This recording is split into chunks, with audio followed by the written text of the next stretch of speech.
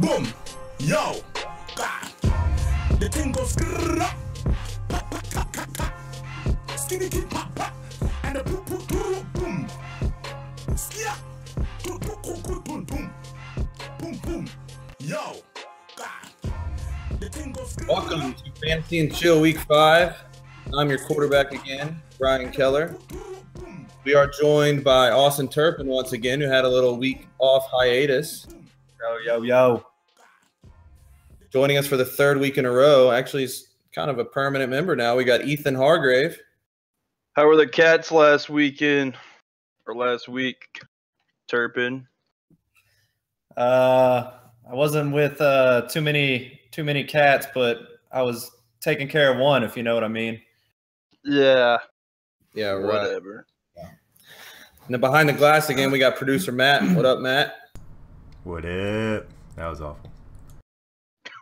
Yeah, that was pretty bad. Are you in a car or something? Me? Yeah, I'm Does it bad. not sound like He's doing traffic reports I'm in a- inside. He's in a glass case of emotion. No, I'm here. Okay, so week 4 fantasy football. We're going to start off with our fantasy studs like we always do. Studs. Yep, good job, Matt. Fantasy studs. Fantasy studs. Shit. There it is. We didn't do that till like the Legit. middle of the fucking stream last time. Most legit drop. I'll give it to you one more time. Do it. Fantasy studs. Studs. Fantasy Okay. studs. So our first fantasy stud, and guys, he finally did it. Cam Newton got to play the Patriots. 300 passing yards, 3 touchdowns, and he finally added some rushing yards too. 44 rushing yards, 1 touchdown. So was that just like a product of Cam Newton playing the shitty Patriots defense, or is he finally starting to turn it around, you think? Straight fool's gold, man. Ain't buying it. Patriots defense did what they do. The Patriots defense is the 2017 Saints.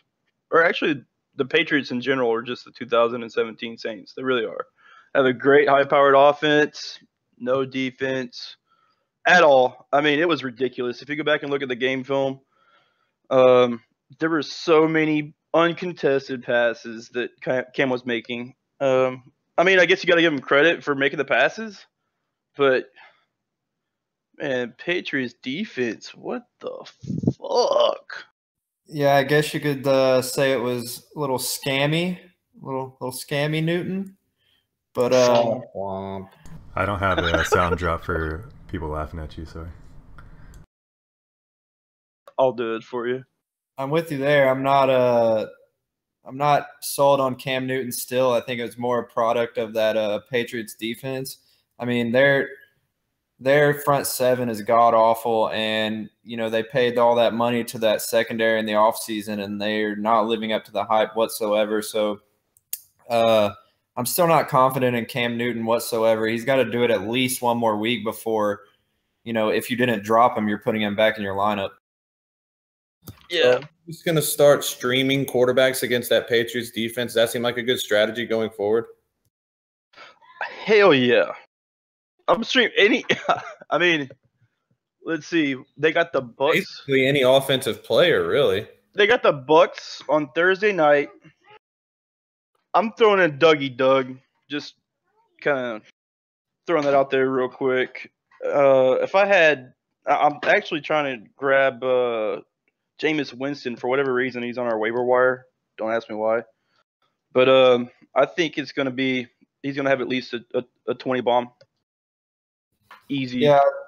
If you ever, you know, have a coin toss on, you know, a player to start in your flex and whatnot, and someone's playing the Patriots, I think that definitely puts you over the edge. So, yeah, I would say if you have anyone of value, you're queuing them up for that game.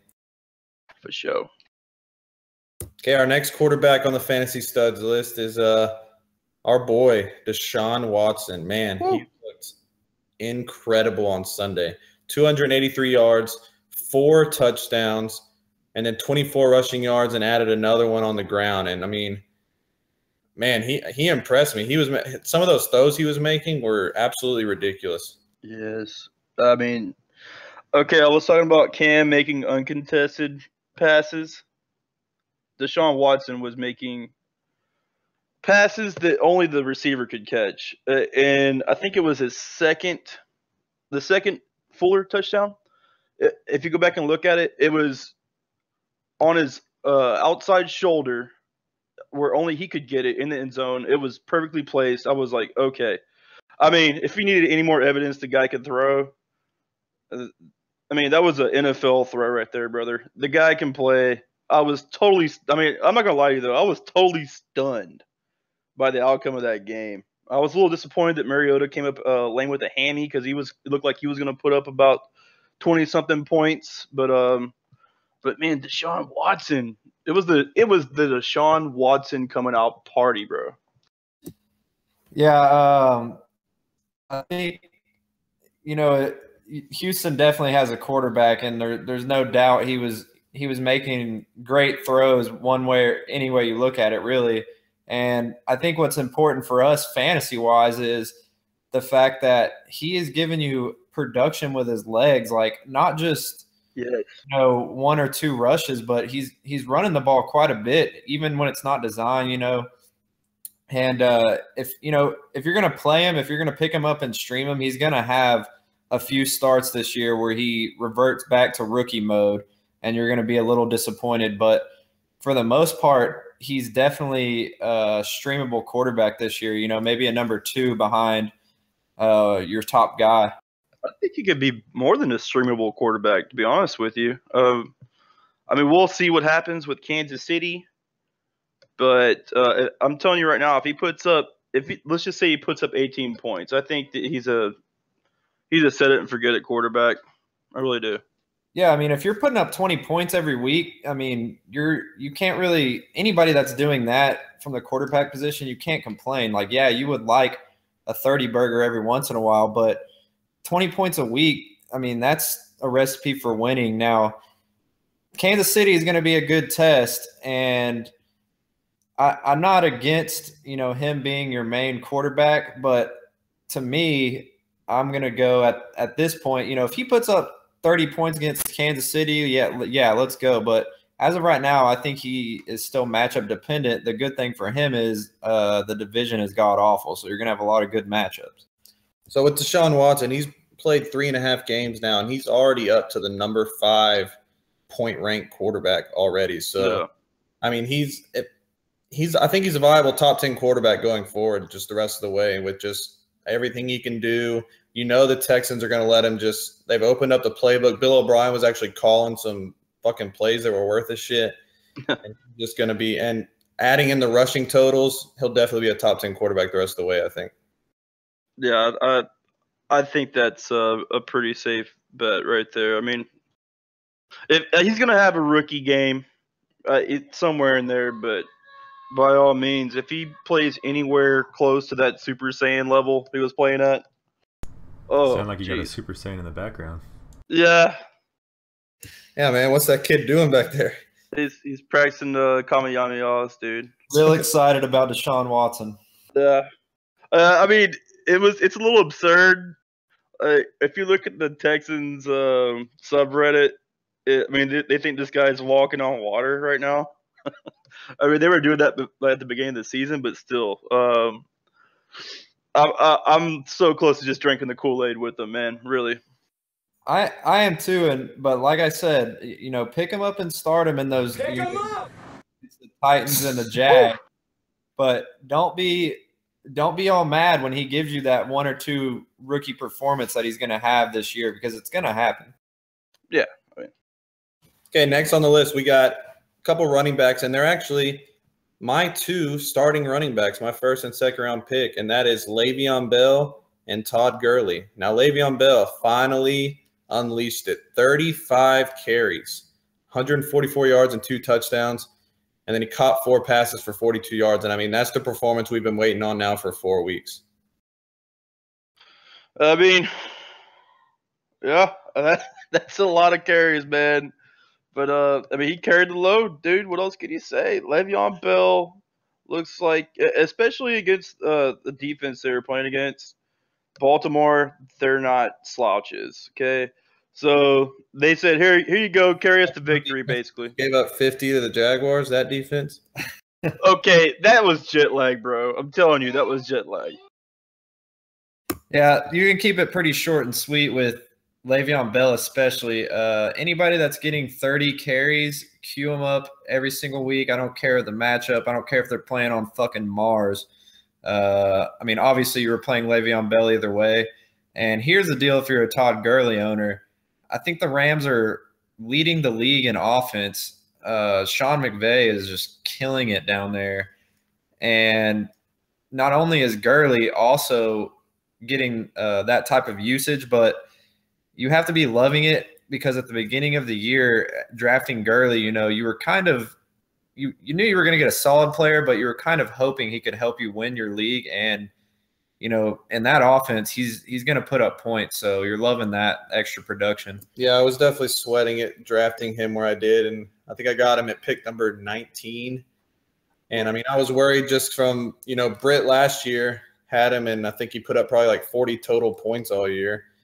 But he's the number 2 running back right now. If Kareem Hunt wasn't playing, he'd be far and away the number 1 player.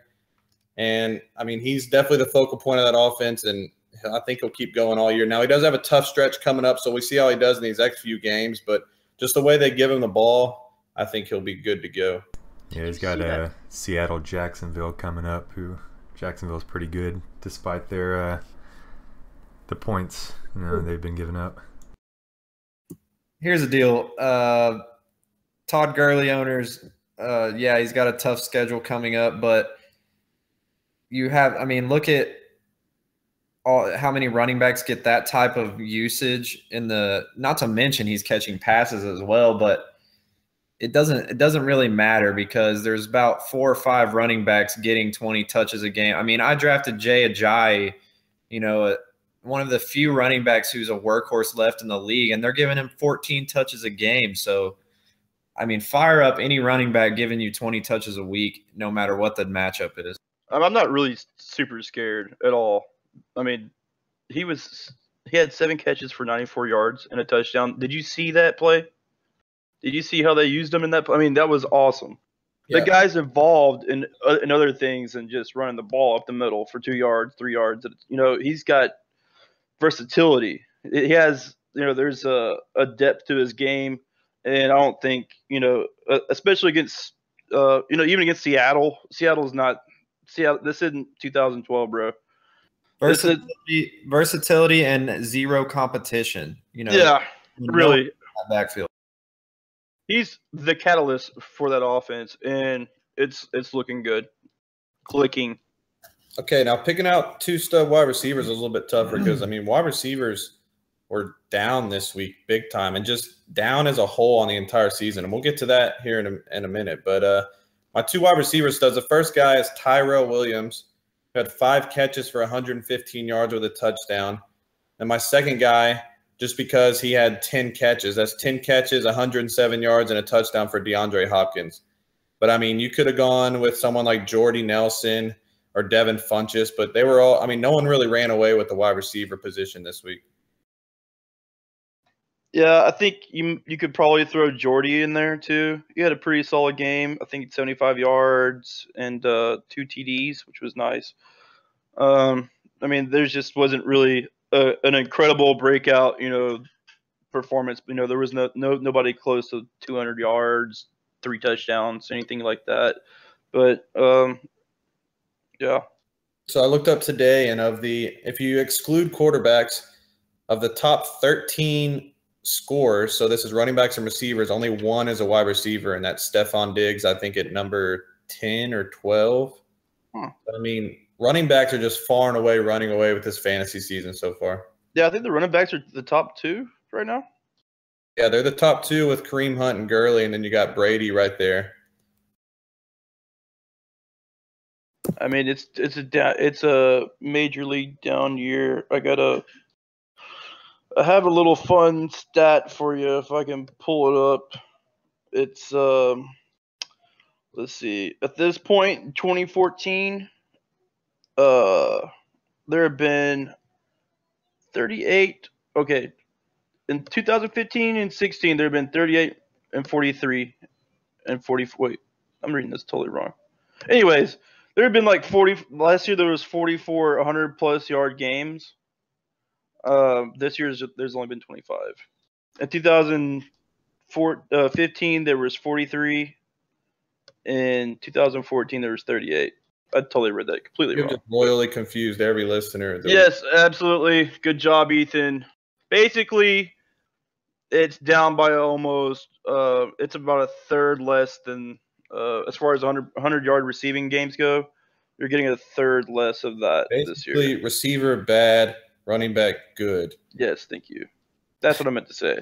I think the moral of the story so far this year for fantasy purposes is, you've had about maybe 5-6 guys so far that you can count on in receiver getting you, solid points every week. So in my opinion, I think what you have to do, like me, for instance, I have Amari Cooper, who has obviously been terrible all year, but right now it's a little different with that situation with Derek Carr being hurt, but the Amari Coopers of the world, you're going to have to load them up and keep playing them right now. Pierre Garcon, people like that are going to get targets because they're big name receivers, because otherwise you're going to be chasing the production, the hot guy every week trying to shoot fish in a barrel. I mean, Higgins from Cleveland was the hot guy, did nothing, so on and so on with these type of guys.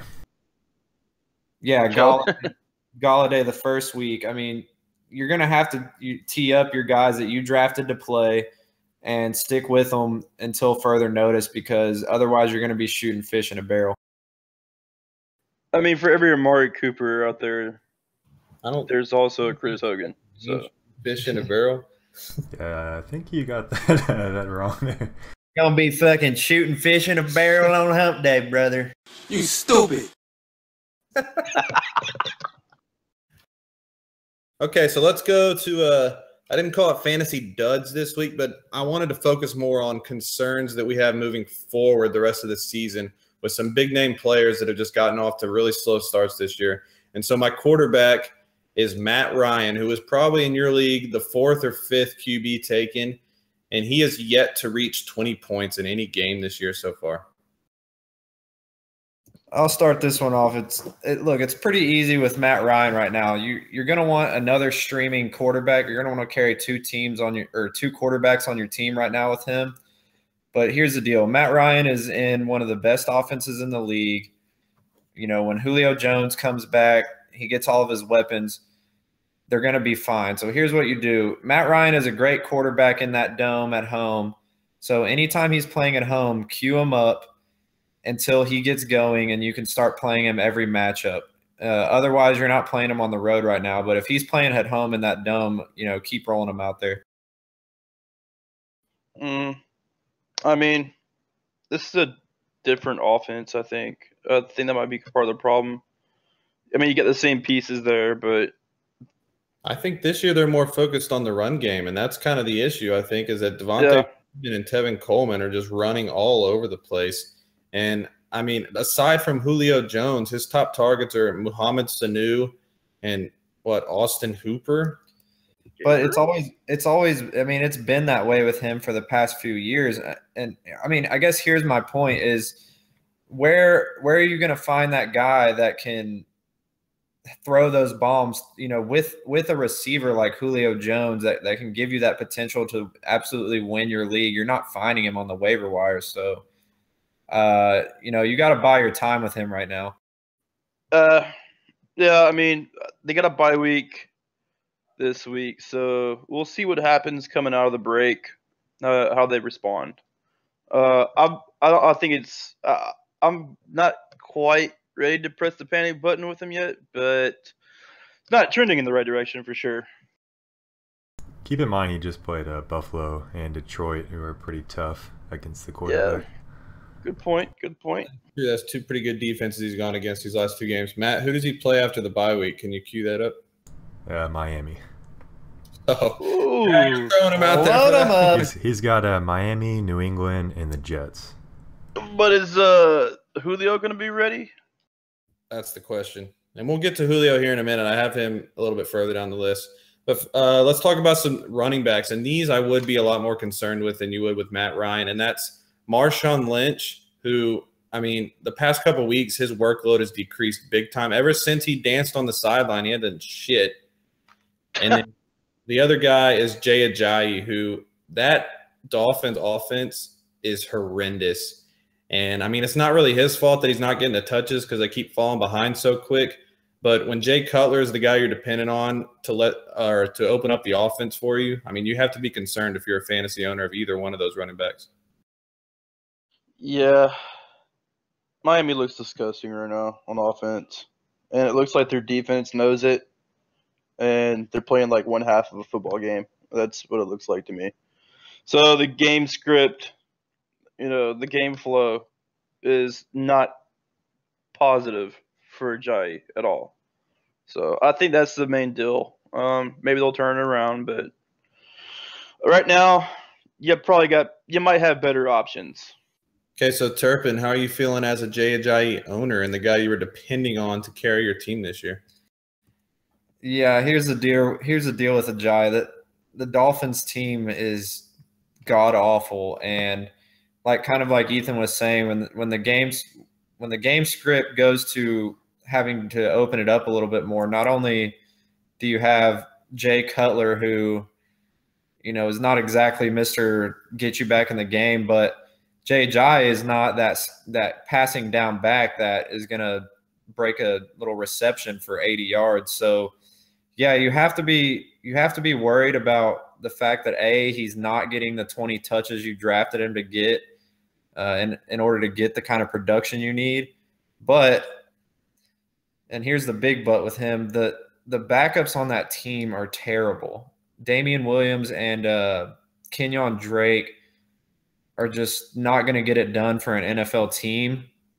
So with Jay Ajayi, you got to keep rolling him out there, but here you're basically taking him down from being your number one running back and hopefully getting number two running back production out of him. I mean, the Saints aren't world beaters at defense, dude, and they pretty much shut him down.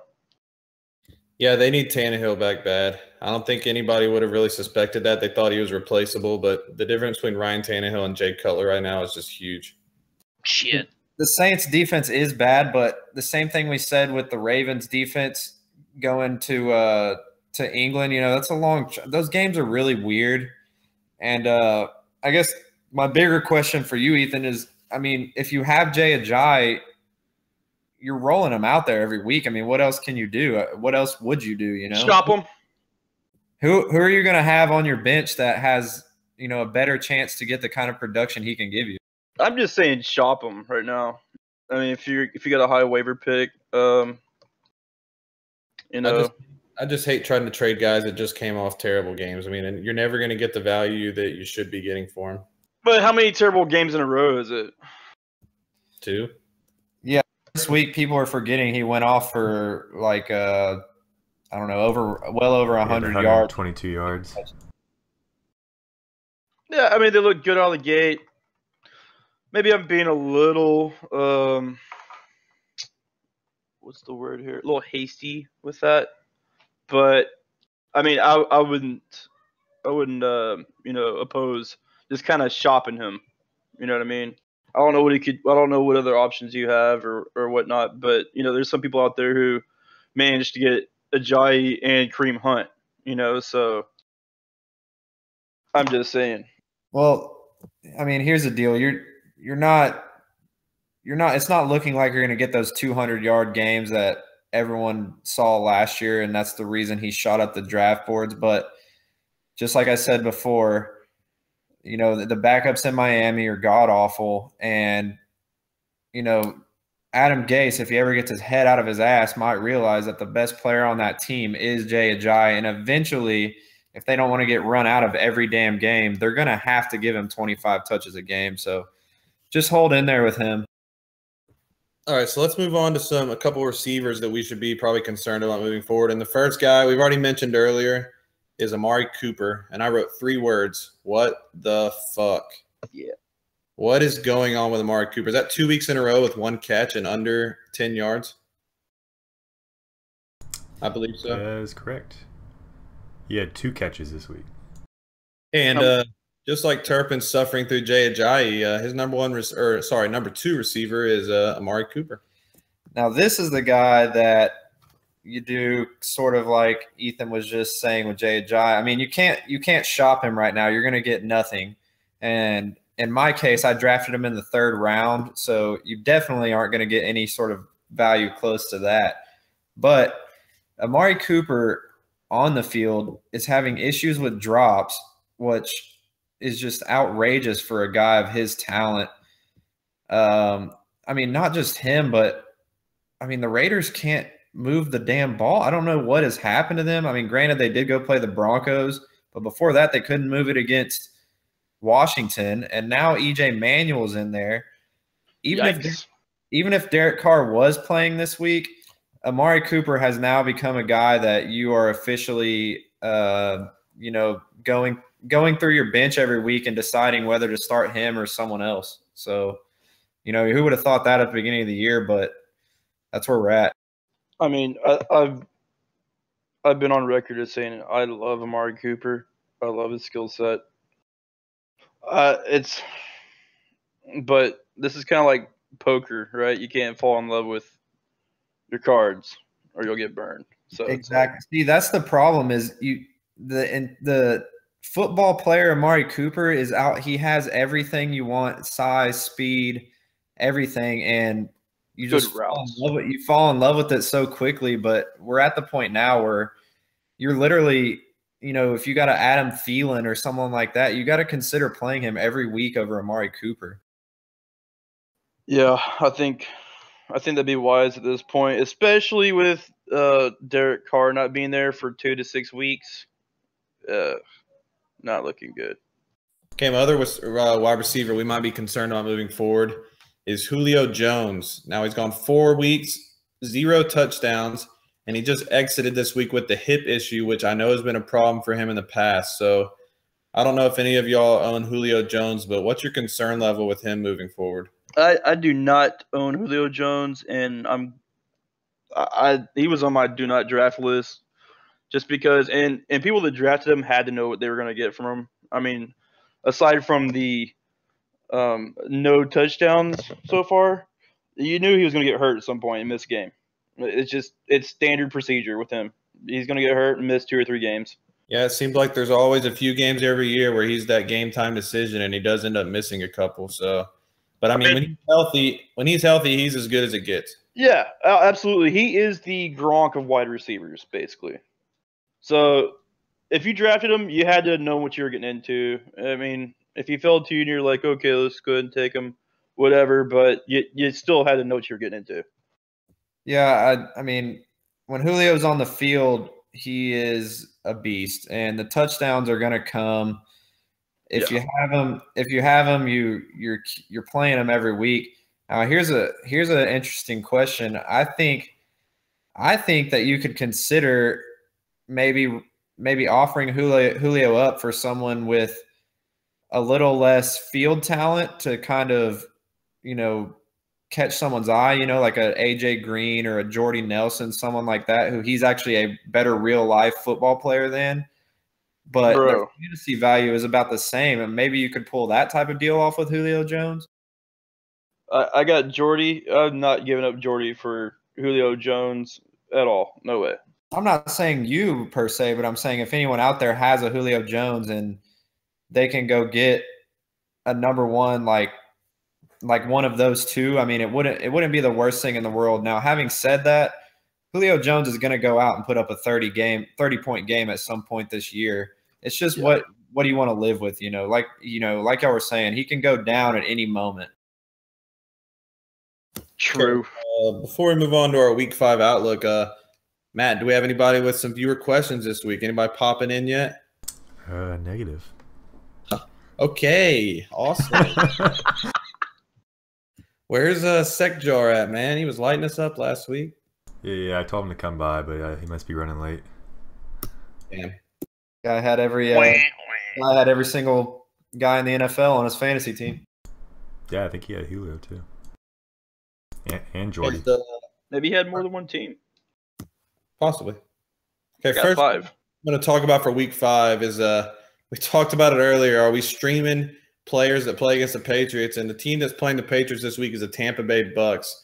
So, I mean, you already knew you were probably going to roll out Jameis Winston and Mike Evans. But, I mean, our Deshaun Watson, is that a must start? Are you rolling with Doug Martin with his first week back this week? I'm throwing Dougie out there. For show. Deshaun Watson? What? Theme it, Jackson. Did I say Deshaun Watson? Yeah. Well, He's on your mind. It's understandable. He's got the goat on his brain, man. I got the what on my brain? The goat. The what? I don't have the draft for that. But... You blew it. Way to go. Yeah, if you've held on to Doug Martin for this long, this is an ideal matchup, and you're playing him this week. You just are. And Mike Evans, Jameis Winston, you're playing as well. Deshaun Jackson is kind of another thing. He's one of those receivers that you don't want to have to play him every week because he can easily give you those zeros. But just like Doug Martin, you know, if you got Deshaun Jackson, you've been holding on to him all year, you play him in this matchup. I mean, this is the matchup you play him in. So another thing I like about playing Doug Martin this week is that I think it'd be a little concerning if Jacquizz Rodgers had run away kind of with that position. But, I mean, he had a solid week 1 and I think week 2. But the last 2 weeks, I mean, he hasn't done nothing. So they are definitely just going to hand this over to Doug Martin and let him roll with it. Yeah, it's like, thanks, Jacquizz. Thanks for keeping the seat warm. Now get out. Well, if you saw the same exact thing almost happened last year, and Dirk Cutter likes Jacquizz a lot for whatever reason. I mean, he's a solid backup when your starter constantly gets suspended. But every time that Doug Martin comes back, they hand him the keys right back, no questions asked. And he's the guy, and he's going to continue to be the guy until he gets suspended again. So, Doug Martin has low RB1, high RB2 talent. So, okay, now we're going to go through a couple potential high-scoring games that I see this week. And if you go back and check my predictions for last week, I named 3 high-scoring games, and all 3 of them scored over 40 points with the Rams-Cowboys putting up 65, which I believe someone on here said was going to be a defensive grinded out, I think. Who said that? Oh, I don't know. Is he here? I don't think so.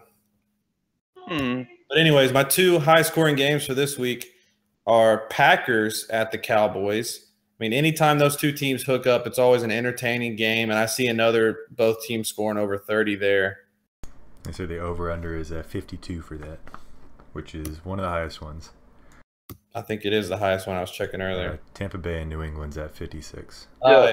Yeah, I didn't mention Tampa Bay and New England in this because that was a given, and we already talked about that. Zeke is going to be getting that bib out again this week. Much. he may just hit the nut button, Ethan. The what? The nut button. Oh, yeah, for sure. I mean, he did pretty good against the Rams. Did pretty decent, had a couple touchdowns. I think Green Bay, their defense is awful dicey. It's just shaping up to be a real tasty matchup. Can't wait. Before we move on, speaking of nut button, we are missing a member of the podcast tonight. Well, Britt Crawford took the dive this last weekend. You stupid. He's enjoying his honeymoon in Cancun right now. So, Britt, if you're out there listening, hope you're drunk on a beach somewhere. Hope you haven't been kidnapped by the cartel yet. Yeah, shouts out to Britt for almost getting thrown in Mexican prison for trying to smuggle a dildo into Mexico. Ayo!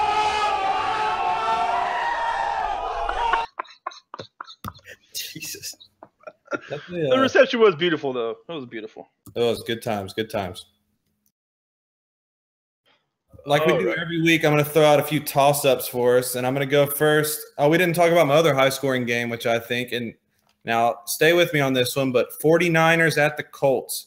Those are 2 bad defenses going at each other, and I could see that just being a guess you could call it a shootout. Be a couple BB guns, but it'd still be a shootout.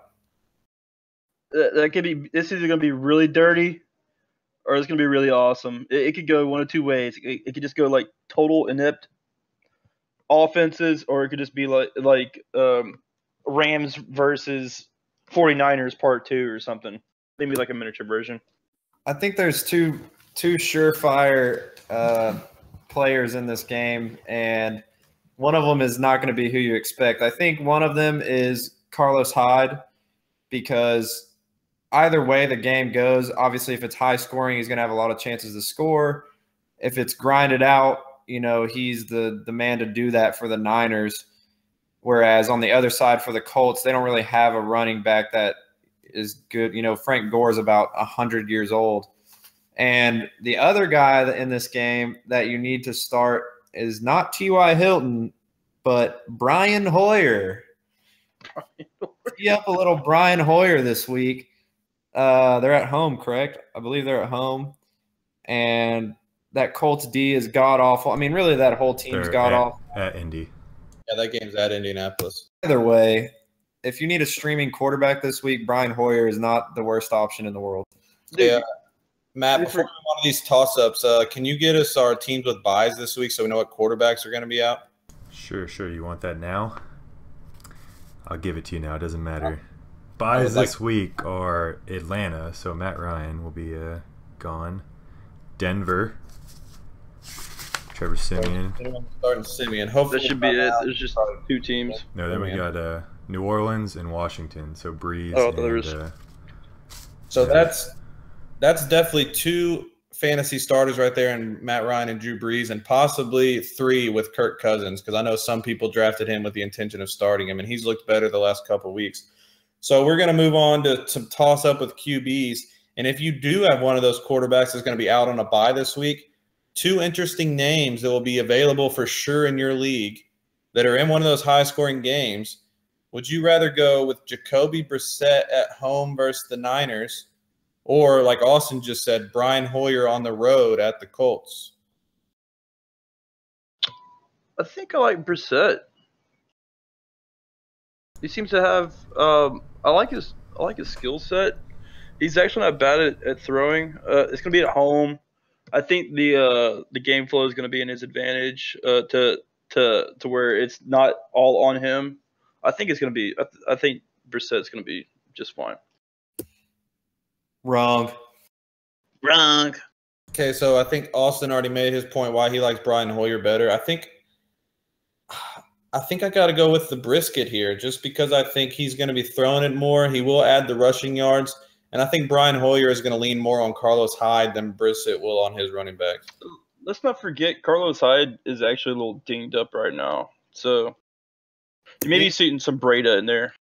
He is dinged up, but he's been playing with it. But that's the only, in my opinion, that 49ers defense, against the Rams they look bad, but they're not they're not as bad as an overall team as the Colts.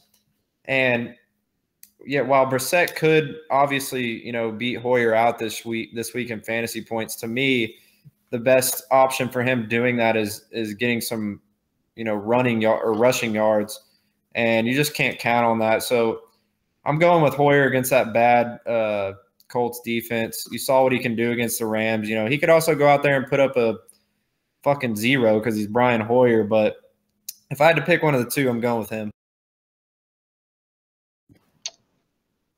Okay, our next quarterback toss-up. Now, these are 2 guys that are definitely owned in your league. Maybe you own both of them, and you have a tough decision now after this last week. Are you going with Cam Newton at that tough Detroit Lions defense, or Russell Wilson at that tough LA Rams front 7? I have to think about this for a second. Actually, I don't. Actually, I'm going to throw it to Matt first, since he's a Russell Wilson owner. Matt, would you feel more confident in rolling with Russell Wilson, or do you want to see handed over to Cam Newton here after that performance last week? Personally, I might be a little biased, but I'm still sticking with Wilson just because Newton's looked like shit in the past. He only played good against New England. Wilson runs it more. Newton's a little hurt, and Detroit is the 5th best pass defense. So Number sticking one with Wilson. overall, right? According to I think in fantasy they're number one overall. Yeah, I'm taking fantasy. Yeah. So yeah. Yeah. I got two easy things that should make this call pretty easy. If you watch most of the Rams games, they do have a good front seven in real life. But if you've been watching their games this year, they've been getting in shootouts in almost every single one. And while they can put up a lot of points, they'll give them up just as easily.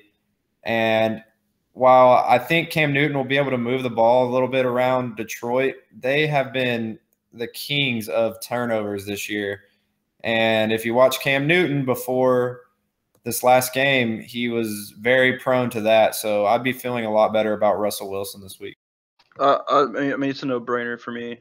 I said it at the beginning of the show. Cam Newton, his game against the Patriots was fucking fool's gold. I don't want no part of him. No, sir. Yeah, I'm rolling with Russell Wilson in that one too. So I think we're all in agreement there. Okay, next we have running backs. So are you going with Jordan Howard at home versus the Minnesota Vikings, or Melvin Gordon on the road at the New York Giants? Ooh. Any thoughts on that one? I mean, that's kind of a Jordan Howard versus Melvin Gordon. Sorry, say the matchups one more. Jordan Howard is playing the Vikings at home, and Melvin Gordon is on the road at the winless New York Giants. man. I'd go Howard, but not by much. Yeah, that's a tough call. I mean, obviously you're playing either one if you have them, and more than likely you don't have both. I think I got to go Gordon just because of I think Jordan Howard is playing with like a bummed shoulder or something like that. And that Vikings, on top of that, the Vikings defense is really good. And you never know at any moment when he could tweak that shoulder. Granted, I think Melvin Gordon's playing with a knee as well. Yeah, they're both playing against tough defenses. He only has one knee. They're both kind of jacked up. Actually, Lost the knee. Howard is going to be playing with the rookie quarterback against the Vikings. Yeah, that's very concerning for me right there. What do we think about that? That is very concerning, but yeah, I mean, all right, I'm going to go with you here, Ethan. That Vikings defense is awesome. Here's the thing that makes it a coin flip, really, is the Giants aren't going to run away from from LA, and the Vikings aren't going to run away from the Bears with Case Keenum as their quarterback. But the thing Jordan Howard has in his favor is that coach is not going to hang him out to dry. So he could get, 30, 35 touches in this game. So I guess if you have to make the choice, roll out Jordan Howard. I guess the question I have for Matt here is a Jordan Howard owner. Matt, are you rolling Jordan Howard out there, or do you plug in someone like I know you have LeGarrette Blount on your bench who had a huge week this week? Really, you got to poke at me again for sitting Jordan Howard a couple weeks ago. I'm rolling him out every week from now on, just because if you've seen how Mike Glennon played, you can't get any worse quarterback play than that. And I think Trubisky's going to be an upgrade. So I think, if anything, it's going to be better for him that there's a rookie quarterback out there than fucking Mike Glennon. So you think they'll lean on him a little bit more? Yes, and I think it will actually help out Tariq Cohen as well. I think their whole offense is going to get better. That's my start of the week for QB. If you're looking for one, is Trubisky. I'm throwing it out there right now. Do not do that. No. Not the start of the week, but if he's gonna be sneaky. Matt, their fucking receivers, like, we could go start for them at receiver. They have bums. Just watch. Bums.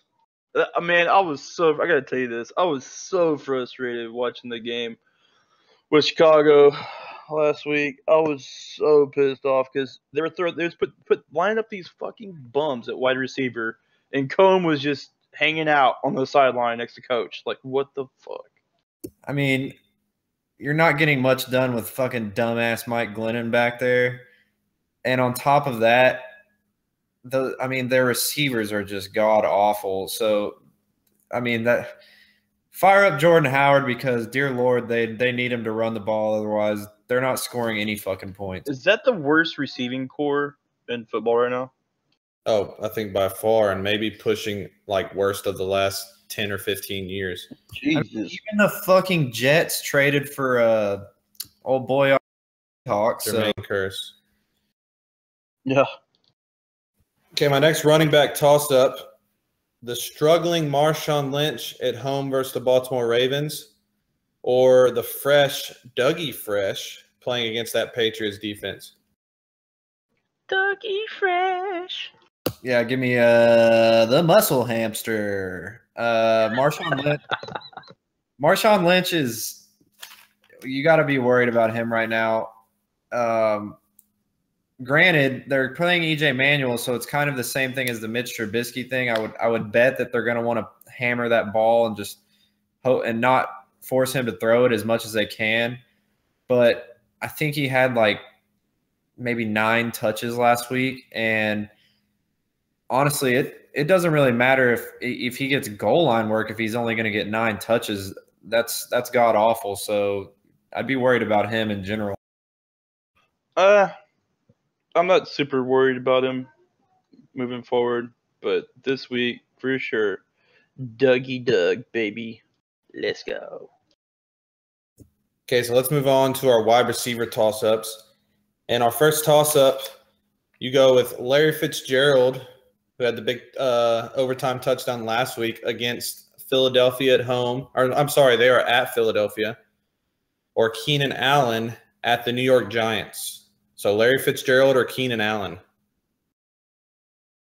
The Giants actually have a pretty good secondary. So, man, I don't know. Yeah, well, the Giants are a bad football team, but their defense is not really the issue in that. And while the Eagles are a good football team, their defensive backs are some of their worst players and mostly younger guys. So I'm firing up Fitzgerald over Keenan Allen. And also for the simple fact that I think Philadelphia is going to get ahead. That plays in Fitzgerald's game script's favor. And whereas, the Giants and Chargers are 2 bad teams, so it's going to be a closer game overall. Yeah, I think actually I agree with you.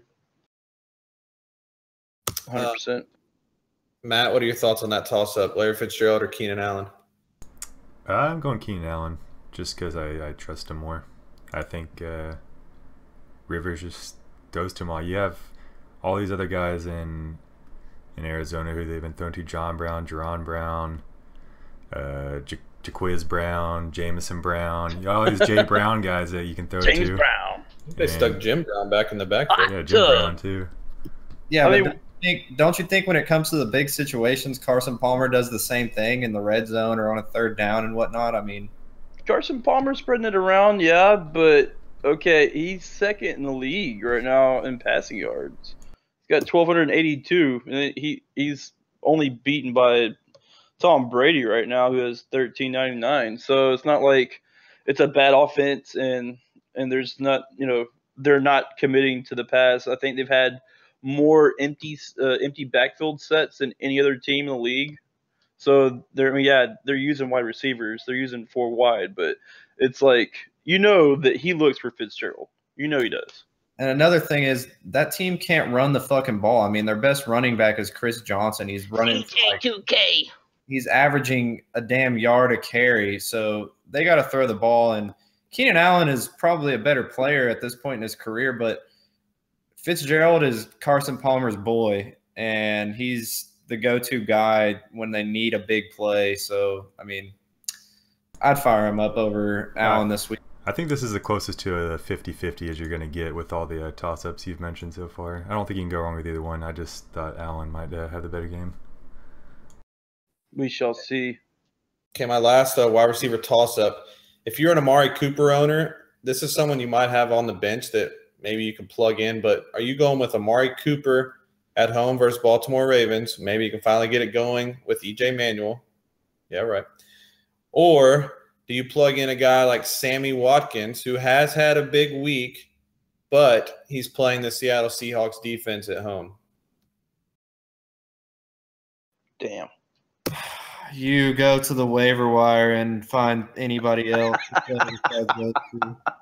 Yeah, when you mentioned this, I just want to butt in real quick, but when you mentioned this, I wrote down neither.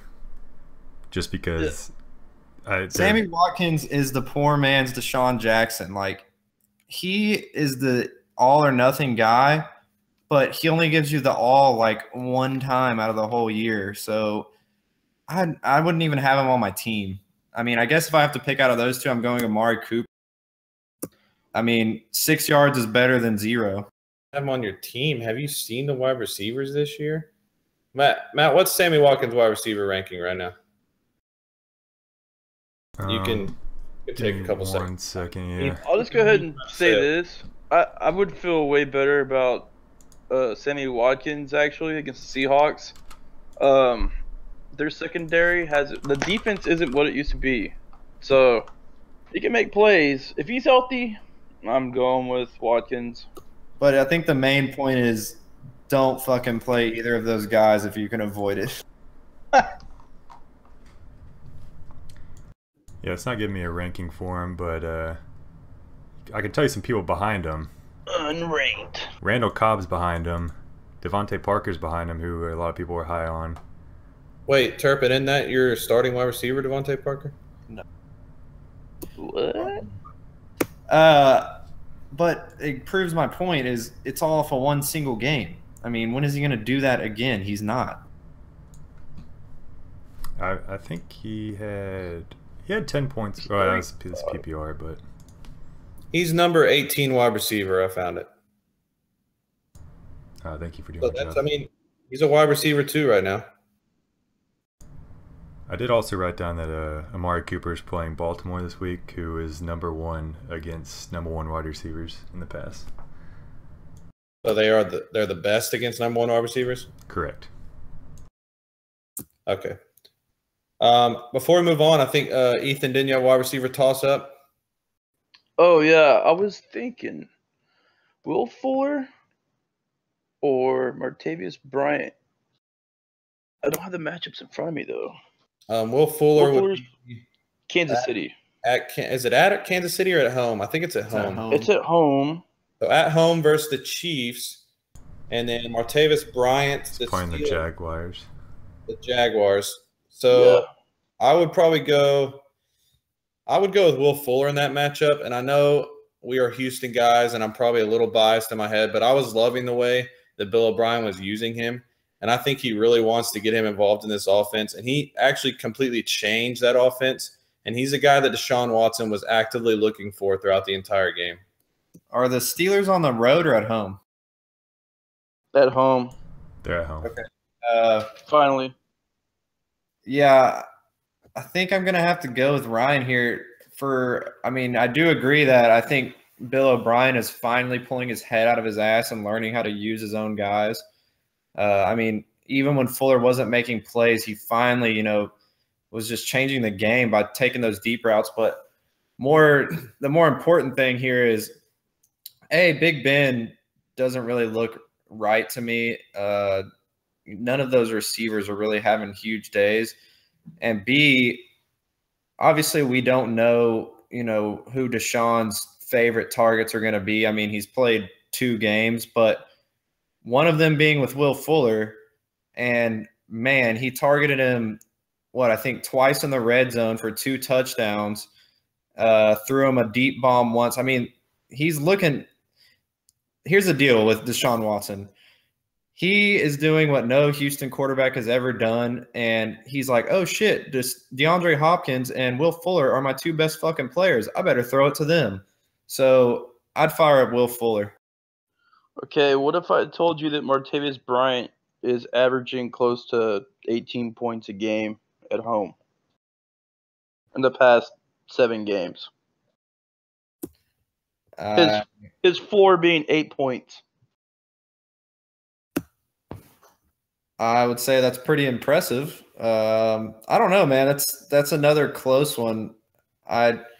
I'm going basically fully off of potential here. Like I said, I mean, it seems like Deshaun Watson is a guy that has figured out, like, if I'm going to throw a deep ball, I better throw it to the fucking fast guy, Will Fuller being that. And he's actually getting it to his playmakers, and Will Fuller is one of those playmakers. Okay, so that's all I got for toss-ups this week. So finally, like we do every week, we're going to end this by going out to the waiver wire. Waiver wire. Okay, first quarterback on the waiver wire. And we talked about him last week. We already talked about him in fantasy studs. But that is Deshaun Watson. He is still available. Pick him up now. He will not be available once waivers go through after tonight. He will be gone. Pick him up. Pick him up, man. Watson, you have to get him tonight. I'm actually kind of talking to somebody about a trade right now involving him. Pretty high on him. Pick him up. Pick him up. Are you trying to say something? Me? No. But I do agree with you, though, just because my strategy is I always try to find a running quarterback, because if the passing game is bad, he'll always pick up, 2 to 4 points running, and that just makes your floor even higher, and I'm always about a high floor. That's what everyone should look for.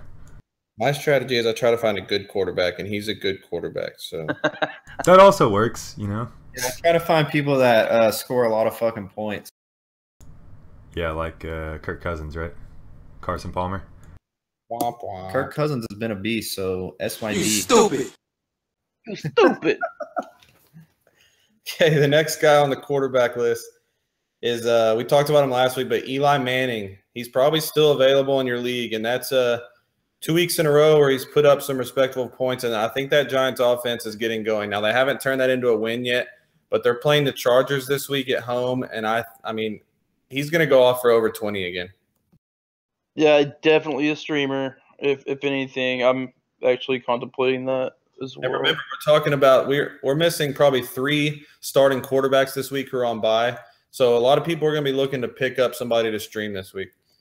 Yeah, I think Eli Manning is for sure a streamable option this week. The Chargers aren't exactly going to shut down anybody, and he's got Odell Beckham Jr. on his team. So, you could throw him a 10-yard slant. He could take it 80 yards at any moment. So, and Eli's getting it rolling. I mean, their team overall is not good, but he's going to put up fantasy points. I said it before. I'm going to say it again. ODB good. Eli good. There it is. Okay, my last quarterback on the list, he's a guy that you've been able to start in the past. I think last year I started him a few games, and he did pretty good for me, and that's Andy Dalton. Last 2 weeks, he started to turn it around. Now, granted, he's faced Green Bay and Cleveland. Cleveland? Is Andy Dalton a guy that you would feel good about plugging in this week? What's his matchup? No, he's playing Buffalo. No. Ooh. Well, I mean, here I would rather have Deshaun Watson and Eli Manning. Let's put it that way. Is it at home against Buffalo or? Yes, at home. Buffalo's allowed 1 passing touchdown all season, and it's been against Matt Ryan. So, yikes. Yeah, I'm not firing up the red water pistol. Okay, here's another little toss-up for us since we talked about it. Are you feeling, if you had to plug in one of these quarterbacks this week, do you feel more comfortable playing Deshaun Watson at home versus the Chiefs or Eli Manning at home versus the Chargers? Eli. For this matchup, Eli. And see, that's probably a decision people are going to be wrestling with, because for this matchup, I agree it's Eli Manning. But if you're using a waiver on a guy, it's a guy that you want to probably use the rest of the season too. And if that's the case, Deshaun Watson's your guy. Yeah, I mean, I think if you get like a top waiver spot and you have a dumpster fire for at your QB position, you got to take Deshaun Watson and you just got to suck it up and just throw him out there. Yeah, I mean, if you're using a waiver pick on a quarterback, I mean, in my opinion, yeah, unless, like Ethan was saying, if you have a dumpster fire at quarterback, you might be doing that. First of all, you're probably picking up one of the running backs this week, with your waiver pick. But if you are going to use it on a quarterback, you're taking Deshaun over Eli, and you're hoping that he does well this week. But for the long term, he's got a lot more value. Yeah, Eli has Chargers this week, which is good, but then he has Denver, Seattle, and then a bye. So, Dude, Denver. Yeah, that's a tough little stretch. Yeah, Eli's definitely a rental. Okay, now the running back waiver wire list is quite the list this week. We had some big injuries. So I'm going to start us off with probably everyone's number one waiver priority this week, and that is Latavius Murray.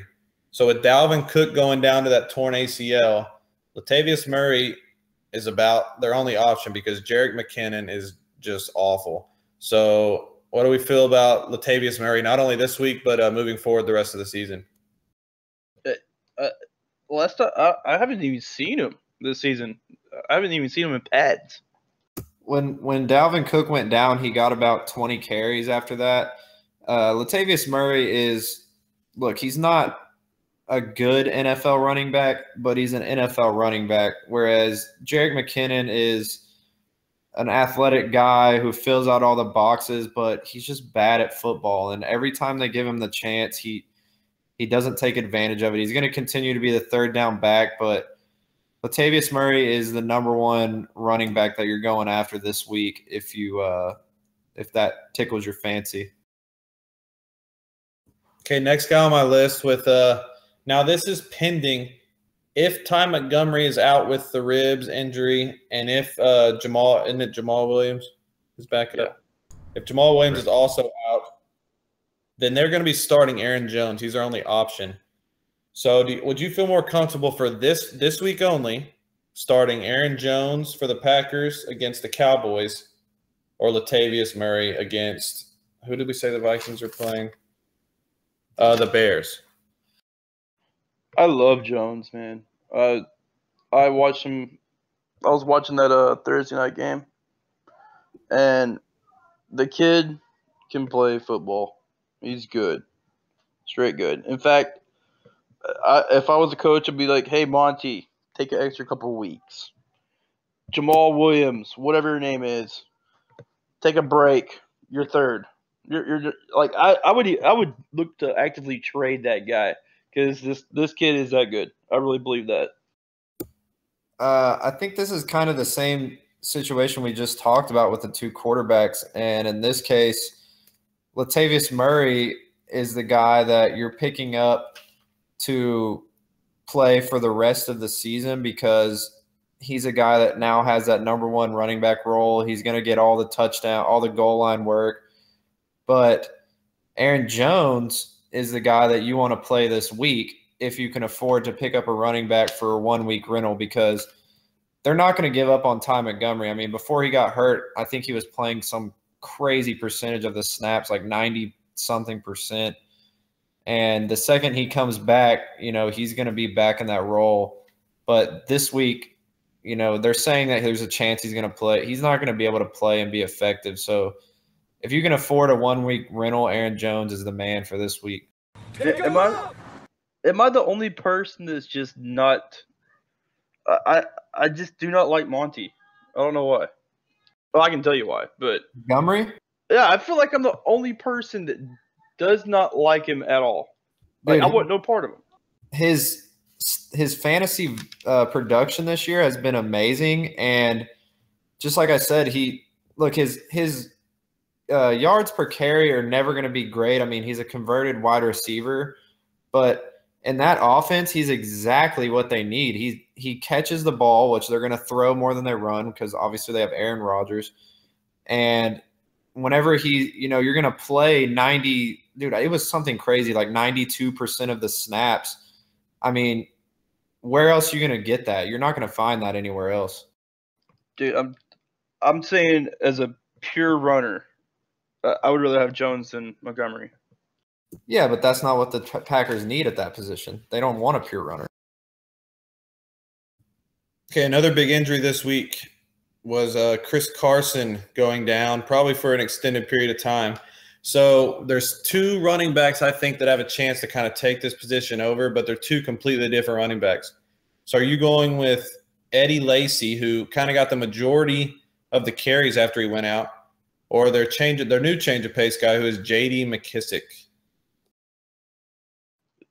I don't want any part of feast mode. Feast mode. I don't want any part of feast mode, man. I mean, McKissick, his only problem is I don't believe he can run between the tackles. Other than that, he'd be running away with the job right now. No pun intended. But I mean, he definitely has legit killer speed and fantastic agility. He's hard to tackle in the open field. Lacy, if you kind of got like a lopsided matchup, forecasted for you, I would go McKissick, just because he has such a high ceiling. I think if he's given the touches, he looks good in space. Lacy, he's just toast to me. In my opinion, if you can figure out who's going to play in that backfield in the first place, I don't know that you want any part of them anyways, because even if you could make that call, I don't think Seattle is going to be able to run the ball. I mean, their offensive line is not good. Like Ethan was saying, Eddie Lacy was never that great, but now he's even worse than before. And this other scat back guy, I just don't think he's going to be able to lock down the role. I think they're going to figure out that Eddie Lacy sucks. They're going to try Thomas Rawls again. Then they got CJ Prosise, who's eventually going to come back. I don't think you're really excited about picking up any of these guys. Yeah, not too thrilled. Okay, next on my list, and this is a guy I think that actually has a pretty good potential going forward. He's the best-looking running back in Baltimore so far, and that is Alex Collins, who I think had 82 yards on Sunday. And, I mean, he just looks far and away the best running back in Baltimore that's left. And Terrence West, I mean, I don't know what happened to him. He had a very promising start, but I've got him in Dropsville this week. See ya. Yeah, I actually – nice. Yeah. I actually picked up Collins before the games this past Sunday. I picked him up on Sunday, actually. Just kind of speculating that this would happen. The only bad thing about him, actually, is his fumbles. That's pretty much it. Other than that, I think he would be just they would just be handing them the keys to the car, basically. That's the only thing that scares me about him. Other than that, he's got a good matchup this week, looking tasty. Yeah, I think he's the third running back that, well, depending on what you need, if you want to play Aaron Jones this week, then he's the number 1 or 2 guy, depending on what you need. But just in general, I would say Alex Collins would be my third ranked guy this week. And kind of like you said, I mean, he's not, one of these amazing Kareem Hunt, Le'Veon Bell type of guys, but he's in an offense where they need to run the ball. And, he's not bad.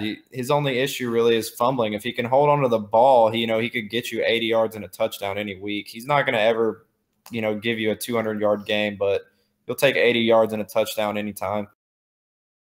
Yeah, I saw a quote today from Harbaugh saying he's going to have a really short leash. So if he does fumble, I think he's coming out of the game for good. But I guess you got to pick him up. You got to. Okay, another guy he's had a good season so far, kind of quietly, but that is the running back in New Orleans, Alvin Kamara, and he's mostly doing it catching passes out of the backfield. This past Sunday, he had 10 catches. So Drew Brees loves looking his way. We know Drew Brees loves throwing to those running backs. So is he a guy that you would feel comfortable maybe sticking in your flex every week? Yes. I would stick him in my flex if I had to, but I wouldn't say feel comfortable about it. It's really obvious. I mean, I don't know how – I'm sure other teams are recognizing it, but when they put Kamara in the game, they're going to pass. And, when they're not running the ball hardly ever with him in the game. So when they play a good defense, he's not going to be wide open for all these catches that he's getting. Now, with that being said, if you get the opportunities, you're going to get some production. So I think you can play him in a flex depending on what the composition of your team is. But, don't just stick him in there blindly every week. But I think Sean Payton. Well, Sean Payton loves this guy, and really, I think Kamara is if I had the choice, I think I would pick him up off the waiver wire over anybody else right now. He's definitely a guy that's going to stick around in that offense the whole season, just because he's the only guy they have that can do what he does. And I mean, like I said earlier, Drew Brees and Sean Payton love the little guy that can catch the balls out of the backfield. That's always been a focal point of their offense. And he can run between the tackles. He's not super small. He's 5'9", I think 208, something like that. He's not that small. He runs hard. No, I don't disagree that he can't do it, but here's what I'm saying, that no doubt Sean Payton loves him. I mean, the kid is getting way more playing time than I think anyone thought he would get this early. But more to my point is, like I said, when he's in the game, they're throwing the ball. So that would lead you to believe that, they're not taking Mark Ingram out of this offense either. So when they're on that goal line, Mark Ingram's going to get those carries. So, Kamara could get a touchdown. He's getting, like you said, 10 receptions last game. That's plenty to be able to break one off and get a touchdown. But you're not feeling like, oh, yeah, I got to lock him in my flex, no doubt. Well, can't you say that about any wide receiver for the Saints? That's what he is. He had 10 receptions last game. I guess that would be my point, though. I mean, besides Michael Thomas, who are you locking in your flex and feeling great about on the Kamara. Saints? You are, personally, feeling good if you play him in your flex? He's going to be a focal point of the offense. He's a pass-catching back for the Saints who don't run the ball a lot. Matt, what's his running back rank right now? I know it's pretty high. Well, I think it's because he has so many receptions. He had 10 receptions last game for 71 yards and a touchdown. That's because of the reception, but that's what I'm saying is the receptions make him a viable fantasy running back. Exactly. It's the same with Cohen. Like, you're going to start Cohen's a flex play, and Kamara's in a better offense than Cohen is. I mean, I guess it depends on what your flavor is. I mean, to me, I like to play the guys that have a much higher upside of getting a touchdown, I guess, like that get that kind of work in the red zone, that don't have to depend on a long run to get the touchdown. But I guess I can see where y'all are coming from. Like, yeah, no doubt Sean Payton loves him, and that's the offense they run, but he's just not really my cup of tea, I guess. Right now, he's the 25th ranked running back, so he's right there at that flex play that we were talking about. He's going to be happy. I'm telling you, as the season goes on, he's probably going to get 75% of the snaps. He's going to be involved. He was involved in red zone snaps quite a bit against the Dolphins. If you go back and look at the tape, just saying, they're not afraid to use him. I'll put it to you this way. Right now, I'm not saying that I hate the kid, but yeah, Ethan, kind of like you're saying, if they start giving him carries too, then yeah, load him up, because if they start letting him run the ball as well, then you're going to have to play him. Okay, these last two guys on our running back waiver wire, two guys that, I mean, honestly, I didn't really have any idea who they were before Sunday, and that is both guys are in New York. Actually, we have the Giants running back Wayne Gallman, who, I mean, if you've seen the rest of those Giants running backs, someone has to kind of take over the load in that backfield. And the other guy is Elijah McGuire for the Jets. Now, Bilal Powell had a big game for the Jets, but Elijah McGuire also had 10 carries and caught 2 balls out of the backfield. So how do we feel about either two of those guys going forward? These are two guys that you're picking up if you're, about 4-0 in your league and you got somebody on your bench. So are you saying I should pick them up since I'm 4-0? If you have someone on your bench that you can afford to burn, but here's the deal with the Jets. The Jets could end up playing this guy eventually on a bigger role, but they're not going to stop playing. But they have to stop playing Matt Forte for him to get carries. Now that's only going to be when the Jets finally say, "Okay, we're out of this. We have to, see what we got in this guy." That being said, he also still is going to have to deal with Bilal Powell. Wayne Gallman is his name, correct? Gallman. Yeah. He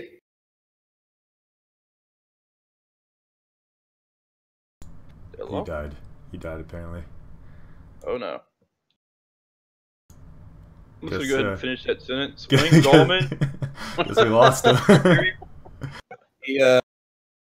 He lost the button on that one. He just kept talking though. Nice. Okay. I need That to hold on to figures. that button. Anyways, Gallman is more of a flyer type of guy. I think eventually he takes over that role, but they're kind of both in the same position. You need to be able to wait if you're going to pick one of them up. I'm not too hype on either one of them, but if I had to, if he was available, maybe Gallman, maybe, but he's pretty far down there. Yeah, they're definitely guys that you kind of just – I wouldn't pick them up yet, but you definitely keep an eye on them going forward because there is potential there, I think, especially because just there's not much talent around them at that position. And definitely, I mean, by week 10, maybe you're looking at them maybe playing in a flex or something like that. The way he runs, it kind of reminds me of a poor man's Lamar Miller. Just throwing that out there. Take that for what you will. Lamar Miller, friend of the podcast. Must be a Lamar very Miller, poor love man. you. What'd you say, Matt? Said it must be a very poor man then. Very poor man. Okay, lastly, we have a couple wide receivers. I only have 2 wide receivers on the waiver wire because just like we've gone over all podcasts, the wide receivers are down this year. And I have Devin Funchess, who had 7 catches and turned 2 of them into pay dirt, 2 touchdowns. And then Jaron Brown for the Cardinals, who had 12 targets and then 8 catches and 105 yards. So Carson Palmer's been looking his way the last couple weeks. Give me Brown. I want no part of Carolina. Yeah, I wouldn't be super stoked to pick up either one, but I mean, you can. They're okay. The thing with Brown is there's too many guys there. Like literally too many guys with the name fucking Brown.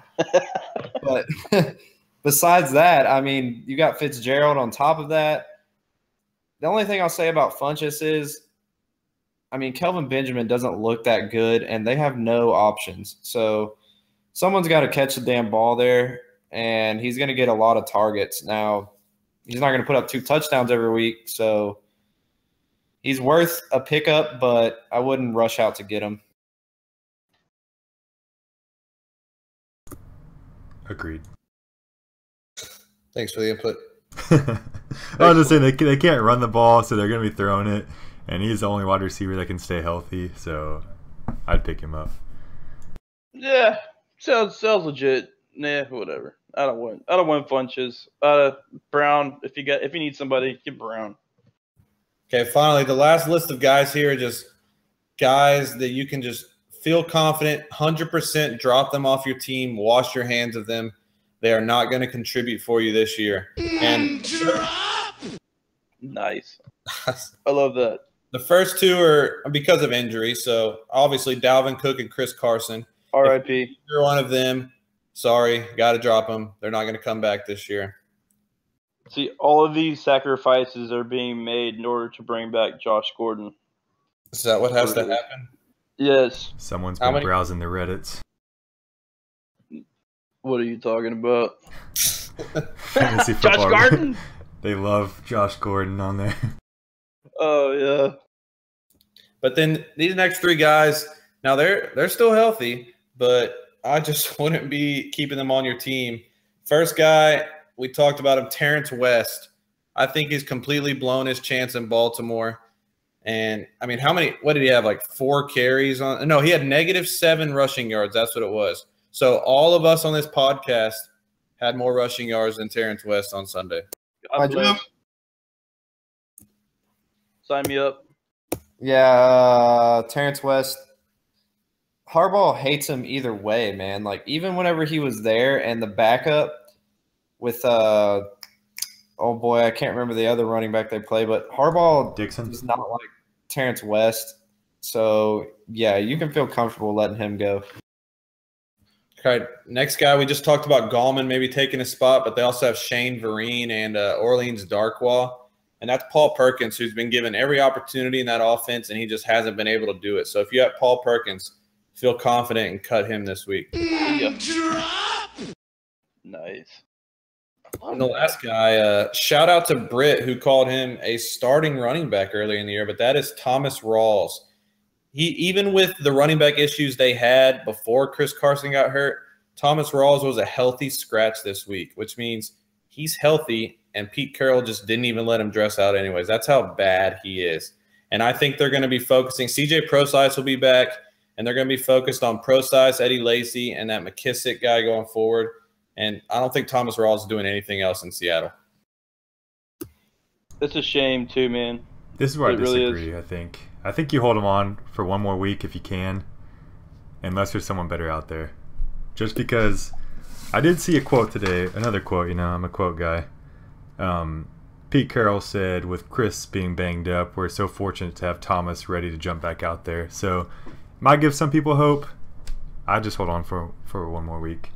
I just don't think he's healthy. I think he's going out there too soon. I would hold on to him too. I mean, you're not feeling great about dropping him or holding on to him really because, like I said earlier, that backfield's going to be a clusterfuck, no doubt. Like, they want to get pro-size carries. They like this McCluskey or McCroskey or whatever the hell his name is. And that fat-ass Eddie Lacy is still there. So, I mean, like I said, you can hope that they finally realize Lacy's bad and that Rawls is at least, like, okay. And so he'll get the first and second down carries. But, yeah, I wouldn't, like, scream at you if you dropped him either. That's all I got on the drop list this week. Can y'all think of any other guys maybe y'all have on your team that you're for sure dropping this week? I have one. Or if you want to go ahead, Ethan. You first. Okay, well, yeah, he probably already been dropped by now, but Jamison Crowder. Oh, I got you. For Jamison Crowder. I thought you were going with your boy Crow. No. Listen, I'll get to Crow in a second, okay? I got something to say about him later. That's actually what I was gonna get. What I was gonna ask. Like, how do we feel about Crow right now? I'm like, he's on my bench. I keep looking at him. I want to add some decent depth while I get the chance heading forward. Man, I'm so close just dropping his ass. You want me to talk about him right now? Go for it. Here, Okay. we're gonna end the show with the Crow corner here with producer Matt. No, because I got a couple questions since we didn't have any more have any viewer questions either. But Crowell By Isaiah Crowell and the Crowhead. Crowell is going off this week. Nah. This is his week. I'm starting him. Good luck. Good luck. Okay. So his past weeks have been bad, right? He's played some tough defense. Okay, Pittsburgh, Baltimore, Indy is very underrated as a. Indy's underrated as a rush defense. Since he's good, he's playing the fucking Jets this week. Okay, if this isn't his week, played the Jets last week. Who's that? The Dolphins, and Jay Ajayi did nothing. Hey, the Jets have won 2 straight games, bitch. I don't care what they're one of the worst rush defenses in the league. And Isaiah Crowell is one of the worst running backs in the league. Listen, he's my start of the week this week. I'm playing him. He's about to win me this game. Oh, shit. Start of the week, eh? As in, you know. Well, I mean, you're going to have your Le'Veon Bells and your Todd Gurleys are going to do better, but I think he's going to be a good start for the running back 2 position. Over under 13 points. That's actually a very good over-under, I think. I'm saying right around there. No, answer the question. I gotta stick to my word, and I'll say over. Matt, he's so bad. They're playing Duke Johnson over him. Do you want to make a bet? Ooh. What do you want to bet, pussy? Lunch. Oh, that's weak. What's the bet? You feed me lunch. No, dumbass. Like, what does he have to do? I said over 13 points. Does he play this week? Did you just miss on the whole conversation we had? Like, at the Jets or at home? Does it matter? Does that affect anything? I think he plays at home. Yeah, he plays at home. It doesn't matter because they're the Browns. I'll take that bet. All right. Okay, so we have a lunch bet for next week. If Isaiah Crowell scores over 13 points, Austin will be buying lunch for Matt. It has to be a full 14, though. No 13.6. That wasn't specified. If it's 13.1, that's an over. Thank you. All right, Matt, take us out with the Crow song then. No, we're not ending it with the Crow song, but I have a couple more questions. oh, we're not done yet. Okay, what you got, Matt? Well, I guess I already mentioned how I thought Trubisky was going to do well, and y'all, kind of disagree with that. If you're keeping track at home, Matt is going to be starting Trubisky and Isaiah Crowell this week. Sounds like a good one. Well, no, I'm not starting Trubisky. But I also think, Devontae Parker, we can agree on this, Austin. I'm trying to get on your side now. I think he's going to have a good game as well. What do y'all think? Austin already said he's not starting him again. Really? You don't think? Okay. Did not say that. This week, I think Chris Hogan, is going to have 20-plus points. I like it, Ethan, because I got Demaryius Thomas on a bye, plugging in Chris Hogan. Let's go. Dude, Chris Hogan should be in your lineup. I don't know what your wide receivers look like. I don't know why you're not playing him every week. Just I think he's like number 3 right now, bro. Throw him in there. Ethan, have fun. If you saw my team, you wouldn't even know what to do with all those weapons, man. Oh, mercy. Hey, Matt, I got one for you. Question for you. Okay. How do you feel about Austin Seferian-Jenkins going against the Browns? Is he a tight end? He's a tight end. Then I don't feel good at all unless your name is Gronk, Kelsey, or Ertz. Yeah, but That's the Browns actually are smart. like the worst defense in the NFL against tight ends. He's still a tight end. I don't trust any tight ends that are not like And top. he led the Jets in targets. I don't trust tight ends. I don't trust him either. I'm just saying, for a fucking tight end. I mean, what Well, other then, option? sure, play him, I guess. But I guess Yeah. it's such a crapshoot with tight ends. You just don't know what you're going to get any week. Basically, what's going to happen if you try to plug and play tight ends, you're going to pick the wrong one every time. So just go with who you started with, and eventually they'll put up about 12 points. Listen, That's I can go back to a previous prediction of mine, and his name's Zach Miller. Because you know who's throwing to him? Mitch Trubisky. Oh, here we go. Tits Trubisky? Yes. Okay. Now we're just kind of rambling on, so I'm going to go ahead and end it for this week. This has been Fantasy and Chill Week 5. So hit us up next week as we go over Week 6, and hopefully your boy will be 5-0 in fantasy. We out. Good luck.